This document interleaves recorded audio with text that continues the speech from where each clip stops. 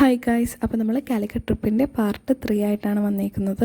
അപ്പോൾ ഞങ്ങളൊരു 5 മണിയൊക്കെ ആയപ്പോൾ കോഴിക്കോട് ബീച്ചിലോട്ടാണ് പോയത്. ബീച്ചിൽ പോയതിന് തന്നെ ഞങ്ങൾ കുറച്ച് നേരം ബീച്ചിലൊക്കെ കളിച്ചു.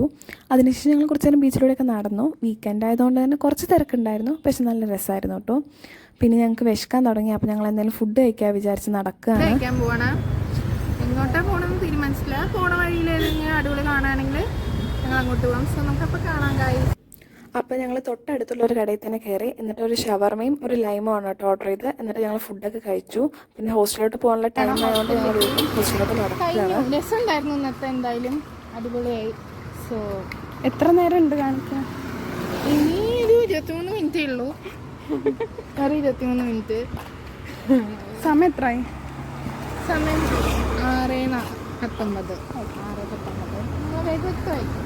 പിന്നെ ഭയങ്കര ടയേർഡായി ഗൈസ്. പിന്നെ അടുത്ത വ്ളോഗിൽ കാണാം. ബൈ.